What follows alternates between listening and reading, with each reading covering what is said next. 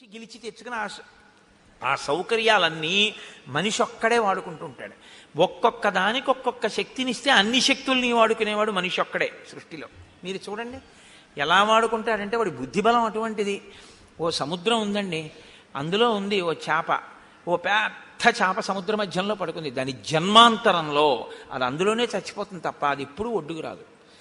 మీరు మనిషిని తీసుకెళ్లి సముద్ర మధ్యంలో పారాయండి, చచ్చి ఊరుకుంటాడు. కానీ వాడు ఓడ తయారు చేసుకుని చేపని చంపే కత్తి ఓడ కింద పెట్టి చేపని కోసుకుంటూ ఓడలో హాయిగా నిద్రపోతూ వాడు తన గమ్యస్థానానికి వెళ్ళిపోతాడు సముద్రం నుంచి. భూమి మీద, సముద్రంలో, ఆకాశంలో అన్ని చోట్ల తిరుగుతూ అన్నిటికీ ఈశ్వరుడిచ్చిన సుఖాల్ని మనిషి అనుభవిస్తూ ఉంటాడు. ఇన్ని అనుభవించగలగడానికి ఉపయోగించుకునే ప్రజ్ఞ ఈశ్వరుణ్ణి చేరడానికి కూడా ఉపయోగించుకోవాలి. అక్కడ మాత్రం చిత్తశుద్ధి ఉండదు. అదే మనిషి యొక్క బుద్ధి ఎక్కడ వైక్లభ్యం చెందుతుంది అంటే అక్కడే వైక్లభ్యం చెందుతుంది. మిగిలినవన్నీ అడుగుతాడు, ఇది ఒక్కటే. కూర్చోవయా అన్నారు అనుకోండి, నా మోకాళ్ళ నొప్పులండి అంటాడు.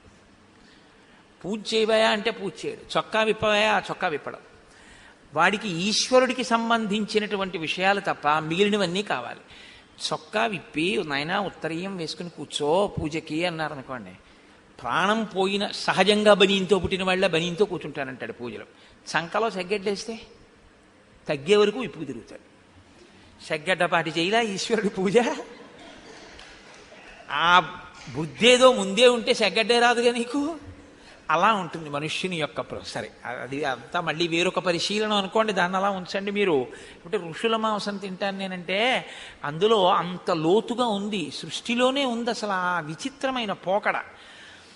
కాబట్టి రాముడు అన్నాడు, ముందు సీతమ్మని తప్పించాలి, తప్పించి తీసుకురావాలి. ఎందుకనంటే ఆమె విదేహ వంశంలో పుట్టినటువంటి జనక మహారాజు గారి పుత్రి, దశరథ మహారాజు గారి కోడలు. చూశావా లక్ష్మణ, ఎంత తొందరగా కైకమ్మ కోరిక తీరిపోయిందో అన్నాడు. బాధొచ్చినప్పుడు ఎంతటి నరుడైనా అలా అనకపోతే నరుడెలా అవుతాడండి? రాముడి కథ నరుడి కథ అని నేను అన్నప్పుడు ఎంత తొందరగా కైకమ్మ మనసు తీరిందో అంటే రాజ్యం అకంటకం కావడానికి కదా అడవికి పంపింది. చూసావా, సీతమ్మని ఎత్తుకుపోయాడు, నా సగం బలం పోయింది, నిరుత్సాహం అయిపోయాను, ఇప్పుడు ఆ రాక్షసుడు తినేస్తాడు మన ఇద్దరిని, అయిపోయింది అక్కడతోటి. కైకమ్మ కోరిక తీరిపోయింది. చూసావా, రాజ్యం అకంటకం అయిపోయింది. ఇది రాముడు అంతటి వాడి నోట్లోంచి ఆ మాట వచ్చింది అంటే మీరు సహేతుకంగా దాన్ని అర్థం చేసుకోవాలి. రాముడు అలా అనడం ఏమిటండి అనకూడదు. రాముడు అలా అనడం ఏమిటండి అంటే రాముణ్ణి ఈశ్వరుడిగా మీరు చూస్తున్నారని గుర్తు. అప్పుడు మీకు ఇంకా రామాయణంలో ధర్మాలు మీకు పనికిరావు. రాముణ్ణి నరుడిగా చూస్తేనే మీకు ఆ ధర్మాలు గుర్తొస్తాయి.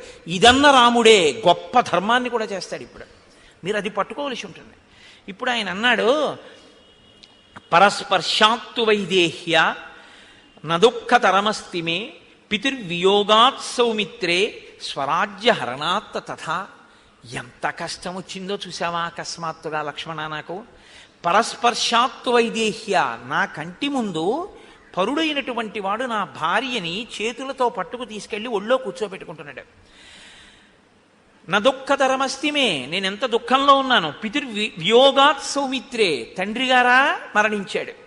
స్వరాజ్య హరణాత్ తథా, రాజ్యమును పరిపాలించవలసినటువంటి నేను రాజ్యమును పోగొట్టుకున్నాను, ఇంత కష్టంలో ఉన్నాను అని ఆయన అన్న తర్వాత, అసలు ఆ విరాధుణ్ణి నువ్వు మమ్మల్ని ఇక్కడి నుంచి వెళ్ళిపో, మీ భార్యని నా భార్యగా స్వీకరిస్తానంటున్నావు కదా, మమ్మల్ని నువ్వెవరు మీరెవరని అడుగుతున్నావు కదా, మునుల వేషాల్లో తిరుగుతూ కోదండం ఎందుకు పట్టుకున్నారంటున్నావు కదా, మేము దశరథ మహారాజు గారి పుత్రులం, రామలక్ష్మణులం, మేము తండ్రి యొక్క మాట ప్రకారం అరణ్యంలో సంచరిస్తున్నాం, నువ్వెవరు అని అడిగారు. అదొకటి మాత్రం బాగానే చెప్పాడండో ఆయన. అన్నాడు, పుత్ర కిల జవస్యాహం మమ మాతా శతహ్రద విరాధయితి మా మాహు పృథివ్యాం సర్వరాక్షసాహ. నేను జవుడు అనబడేటటువంటి ఆయన యొక్క కుమారుణ్ణి, మా తల్లి శతహ్రద. నేను ఈ అరణ్యంలో తిరుగుతూ అన్నిటినీ తింటూ ఉంటాను. నన్ను విరాధుడు అని వీళ్ళందరూ పిలుస్తూ ఉంటారు. అంటే ఆయన పేరు ఆయన పెట్టుకున్నాడో ఏమో, మిగిలిన వాళ్ళు మాత్రం ఆయన్ని విరాధుడు విరాధుడు అని పిలుస్తూ ఉంటారు అని చెప్పుకున్నాడు. చెప్పుకుని ఆయన సీతమ్మని తీసుకుని వెళ్ళిపోయేటటువంటి ప్రయత్నంలో ఉండగా రామలక్ష్మణులు వార్చకూడదని అగ్నిశిఖల వంటి బాణములను ప్రయోగం చేస్తే ఆయన ఒక పెద్ద ఆవులింత ఆవలించేట. ఆవలించేటప్పటికి ఆ ఒంట్లోకి వెళ్ళిన బాణాలన్నీ కింద పడిపోయాయి అన్నారు. అంటే అంత బలాఢ్యుడు. సరే అయితే మాత్రం విడిచిపెడతారా? అనేకమైనటువంటి బాణములను ప్రయోగం చేసి అతన్ని దుఃఖపెట్టారు. దుఃఖపెట్టి ఆ కష్టపెడుతున్నటువంటి రాముణ్ణి ప్రత్యేకంగా సంహరించాలని తన చేతిలో ఉన్న శూలాన్ని పట్టుకుని పరుగు పరుగున వచ్చి ఆ శూలం పెట్టి కొట్టబోయాడు రాముణ్ణి. రాముడు వెంటనే తీవ్రమైన బాణములను ప్రయోగించి గాలిలోనే ఆ శూలాన్ని ముక్కల కింద విరిచేశాడు. విరిచేస్తే ఆ విరాధుడికి కోపం వచ్చి సీతమ్మని విడిచిపెట్టి రామలక్ష్మణులు ఇద్దరినీ కూడా రెండు చేతులతోటి పైకెత్తి తన భుజాల మీద కూర్చోబెట్టుకుని అరణ్యంలోకి ఎడుతున్నాడు. సీతమ్మ ఉండిపోయింది, రామలక్ష్మణుల్ని తీసుకెళ్ళిపోతున్నాడు. సహజంగా సీతమ్మ ఆక్రందనం చేసింది, తన భర్తని మరిదిని తీసుకెళ్ళిపోతున్నాడు. అప్పుడు రాముడు ఒక చేతిని తన యొక్క బలాన్ని ఉపయోగించి విరిచేశాడు ఆ విరాధుడికి. లక్ష్మణుడు ఒక బాహువుని ఖండించాడు. ఆయన కింద పడిపోయాడు. వాళ్ళ తమ ఖడ్గముల యొక్క ప్రహారముల చేత అతని శరీరాన్నంతటినీ కూడా ఖేదపడేటట్టు చేశారు. అప్పుడు అతను ఒక మాట అన్నాడు, నేను బ్రహ్మగారి యొక్క వరాన్ని పొందాను తపస్సు చేత, కాబట్టి నన్ను అస్త్రశస్త్రములు ఏవీ కూడా మరణం పొందేటట్టుగా చెయ్యలేవు. నేను దేనికి మరణం పొందను.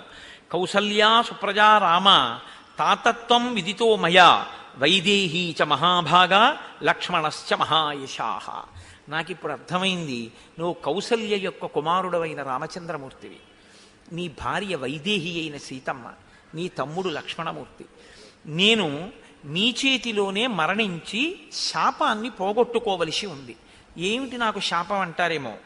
అపి శాపాదహం ఘోరాం ప్రవిష్టో రాక్షసీం తనుం తుంబురుర్నామ గంధర్వ శిప్తో వైశ్రవణేన.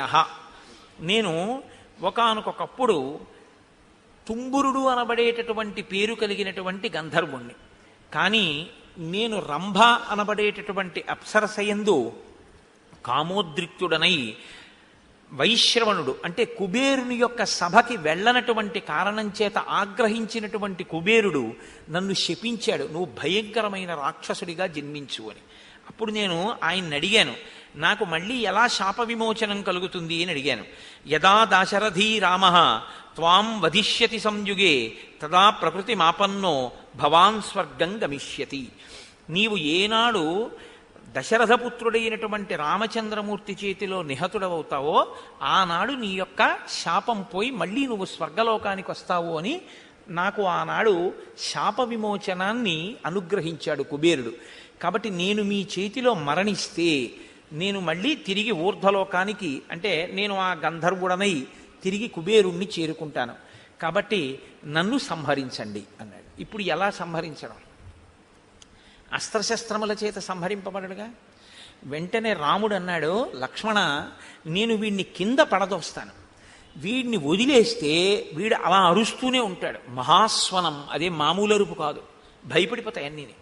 కాబట్టి వీడి కంఠం మీద నా పాదం పెట్టి తొక్కి ఎట్టే పెడతాను అరవకుండా. ఈలోగా నువ్వు ఒక గుణపం తీసుకుని ఏనుగుల్ని పడదొయ్యడానికి పట్టుకోవడానికి తవ్వేటటువంటి గొయ్యి ఎలా ఉంటుందో అలా ఈ రాక్షసుణ్ణి పడేసి కప్పెట్టడానికి ఒక పెద్ద గొయ్యి తీయి అన్నాడు. అంటే గబగబా లక్ష్మణుడు ఒక పెద్ద గొయ్యి తీస్తున్నాడు. అస్త్రంతో శస్త్రంతో కాదుగా, గోతిలో పడేసి రాళ్లతో కప్పెట్టేస్తారు. కప్పెట్టేస్తే ఊపిరాడక చచ్చిపోతాడు అందులో. ఆయనకి కూడా అది కావాలి, ఎందుకంటే శాప విమోచనం అయిపోవాలి. కాబట్టి ఇప్పుడు ఆయన అన్నాడు, అవటే చాపి మాం రామ ప్రక్షిప్య కుశలీవ్రజ రక్షసాం గతసత్వానాం యశధర్మ సనాతన అవటేయే నిధీయంతే తేషాం లోకాః సనాతనాః. రామ, నువ్వు నాకు మహోపకారం చేస్తున్నావు. మా వంటి రాక్షసులు మరణించినప్పుడు గొయ్యి తీసి గోతిలో కాని పాతి పెట్టేస్తే మేము మళ్ళీ తిరిగి ఇతరమైనటువంటి లోకాలకి వెళ్ళాం. కాబట్టి ఇతర లోకములు పొందకుండా ఉండాలి అంటే గోతిలోనే పాతి పెట్టాలి. కాబట్టి నన్ను గోతిలో పాతి పెట్టేసేయి అన్నాడు. నిజంగా గొయ్యి తీసి శరీరాన్ని అందులో పడేసి కప్పెట్టేస్తుంటే ఎంత శాప విమోచనమైనా ఏ శరీరానికైనా శరీరం విడిచిపెట్టేయడం అనేటటువంటి ఖేదంతో కూడుకున్న విషయం కదండి. వాడు పెద్ద పెద్ద కేకలు మొదలుపెట్టాడు. మొత్తానికి దొర్లించి ఆ గోతిలో పడేసి రాళ్లు పోసి మట్టి పోసి కప్పెట్టేశాడు. కప్పెట్టేసిన తర్వాత విరాధుడు అక్కడతో శరీరాన్ని విడిచిపెడుతూ ఆయన ఒక మాట చెప్పాడు. రామ, నీకు మహోపకారం జరుగుతుంది. ఇక్కడికి దగ్గరలో శరభంగుడు అనబడేటటువంటి ఒక మహర్షి ఉన్నారు. నీవు ఆయన యొక్క దర్శనాన్ని చెయ్యి. రామాయణంలో ఇదో గమ్మత్తు. రాక్షసులు శాప విమోచనం అయిపోయిన తర్వాత రాముడికి ఉపకారం చేస్తుంటారు. ఎందుకంటే రాముడు ఎందుకు వచ్చాడో, నరుడిగా ఎందుకున్నాడో, ఎందుకు ఇంత కష్టపడుతున్నాడో వాళ్ళకి తెలుసు. కాబట్టి వాళ్ళ ఉపకారం చేస్తుంటారు. చిన్నప్పుడు ఏదో చాకలి బండ ఏదో ఆట ఉండేది. బట్ట పట్టుకుని పరిగెడుతూ ఏదో ఒకళ్ళ వెనకాలేసి ఒకళ్ళు ముట్టుకుని వాళ్ళని ఒకళ్ళు ముట్టుకుని ఇలాగా. అలా రాముడి చెయ్యి తీసుకెళ్లి ఒకరు ఇంకోరి చేతిలో పెడితే వాళ్ళు ఇంకోళ్ళ చేతిలో పెడుతూ ఉంటారు. అలా ఋషుల యొక్క చేతులు మారుతూ పెడుతూ ఉంటాడు రాముడు. ఇప్పుడు రాముడు, సీతమ్మ, లక్ష్మణమూర్తి కలిసి శరభంగుని యొక్క ఆశ్రమానికి వెళ్ళారు. ఆ ఋషుల యొక్క తేజస్సు, వాళ్ళ యొక్క గొప్పతనం ఎంత గొప్పగా ఉంటుందంటే, ఆశ్రమం శరభంగస్య రాఘవోభిజగామః తస్య దేవ ప్రభావస్య తపసా భావితాత్మనః. ఆ శరభంగ మహర్షి దైవము యొక్క సాక్షాత్కారమును పొందినటువంటి వాడు, దివ్యమైనటువంటి శక్తి సంపన్నుడు. ఆయన ఒక్కసారి పిలిస్తే దేవతలే వచ్చి ఆయన ముందు నిలబడతారు. దేవతలు కార్యార్థులై ఆయన దగ్గరికి వస్తూ ఉంటారు. ఆయన అన్ని లోకములలో ఉండేటటువంటి సుఖములను కూడా తన తపశ్శక్తి చేత జయించుకున్నవాడు. అంతటి మహానుభావుడు శరభంగుడంటే. ఆయన ఆశ్రమానికి వెళ్ళి ఆ ఆశ్రమం లోపలికి వెడదాం అనుకుని ప్రయత్నం చేస్తున్న సమయంలో ఆ ముగ్గురికి ఒక ఆశ్చర్యకరమైనటువంటి విషయం ఒకటి కనపడింది.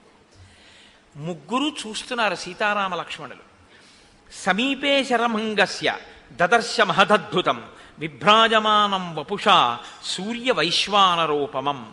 శరభంగ మహర్షి యొక్క ఆశ్రమానికి సమీపంలో అగ్నిహోత్రుడు, సూర్యుడు వాళ్ళ యొక్క తేజస్స అన్నట్టుగా ఒక గొప్ప తేజపుంజం ఒకటి కనపడింది. అవరుహ్య రథోత్సంగాత్ ఆకాశే విభుదానుగం అసంస్పృశంతం వసుధాం దదర్శ విభుదేశ్వరం. ఒక రథం ఒకటి భూమికి పైన నిలబడి ఉంది శరభంగుని యొక్క ఆశ్రమంలో. శరభంగుడు కూర్చుని ఉన్నాడు. ఆయనతో ఆ రథంలోని వ్యక్తి మాట్లాడుతున్నాడు. ఆ రథం మాత్రం భూమి మీదకి దిగలేదు. దిగకుండా భూమి మీదకి నిలబడి ఉంది. అది ఆ నిలబడినటువంటి ఆ రథం ఎంత గొప్పగా ఉందంటే, సుప్రభాభరణం దేవం విరజోంబరధారిణం తద్విధైరేవ బహుభిః పూజ్యమానం మహాత్మభిః హరిభిర్వాజిభిర్యుక్తం అంతరిక్షగతం రథం దదర్శా దూరతస్తస్య తరుణాదిత్య సన్నిభం. అది ఆకుపచ్చని గుర్రములు కట్టబడి ఉంది. చంద్రమండలం ఎలా ఉంటుందో అలా గుండ్రటి గొడుగు ఒకటి దాని మీద ఉంది, తెల్లటి గొడుగు. అందులో కూర్చున్నటువంటి వ్యక్తి కోటి సూర్యుల పగిది ప్రకాశిస్తున్నాడు. గొప్ప కాంతితో ఉన్నాడు. ఇద్దరు దివ్యమైన కాంతలు ఆయనకు అటూ ఇటూ నిలబడి ఆయనకి చామరం వేస్తున్నారు. ఆ రథానికి 4 దిక్కులా ఒక్కొక్క దిక్కున 100 చప్పున. అసలు ఆ యోధుల వంక చూస్తేనే ఆశ్చర్యంగా ఉంటుంది. అందరూ 25 సంవత్సరాల వయస్సు ఉన్నటువంటి యోధులు, చెవులకు కుండలములు పెట్టుకుని మెడలో హారములు వేసుకున్న వాళ్ళు, నిత్య యవ్వనంతో ఉండేవాళ్ళు. రథానికి 4 దిక్కులా 400 మంది చప్పున 400 మంది కాపు కాస్తున్నారు. ఆ రథంలో ఉన్నటువంటి వ్యక్తి గొప్ప కిరీటాన్ని ధరించి ఉన్నాడు. రాముడు ఆ రథం కిందకి భూమికి తాకకపోవడం, అందులో కూర్చున్న వ్యక్తి శరభంగుడితో మాట్లాడుతూ ఉండడం చూసి ఆశ్చర్యపోయి, నేను దగ్గరగా వెళ్ళి ఆయన ఎవరో చూసొస్తాను అని రాముడు, లక్ష్మణ నువ్వు సీతమ్మని కాపాడుతుండు, నేను వెడతానని వెళ్తూ ఉంటాడు. ఇది మీరు రాముడి యొక్క ప్రజ్ఞ మీరు గమనించాలి. ఎప్పుడు రాముడు ఏదో ఆశ్చర్యకరమైంది కనిపించింది కదా అని తను వెళ్ళిపోవడం ఉండదు. ఎందుకంటే ఎప్పుడూ సీతమ్మని కాపాడుతూ ఉంటాడు. లక్ష్మణ నువ్వు సీతమ్మని చూస్తుండు, నేను వెడతానంటాడు అని దగ్గరగా వెడుతున్నాడు.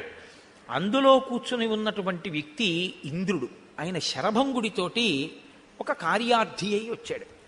అంటే ఇంద్రుడు శరభంగుడిని పిలిపించడం కాదు, శరభంగుడితో పనుంటే ఇంద్రుడే వస్తాడు.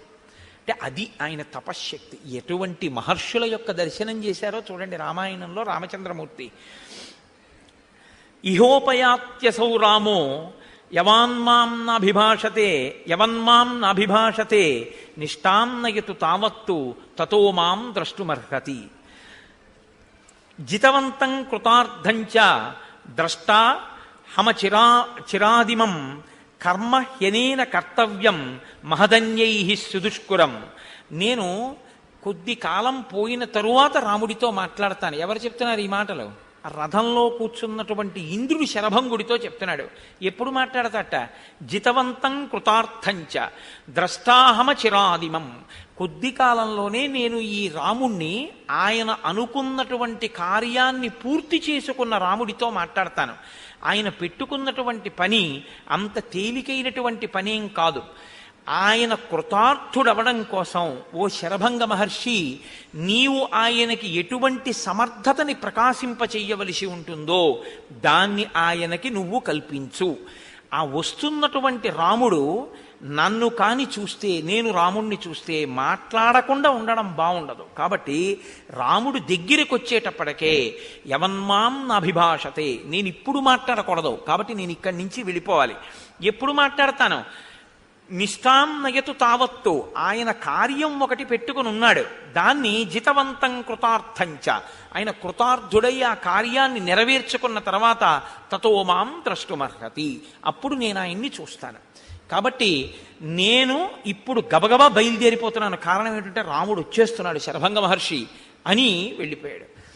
శరభంగ మహర్షి దగ్గరికి వెళ్ళు అని తుంబురుడు చెప్పడం, తుంబురుడు చెప్తే రాముడు రావడం, రాముడు రాకముందే ఇంద్రుడు రావడం, ఇంద్రుడు వచ్చి శరభంగుడితో మాట్లాడుతూ ఉండడం.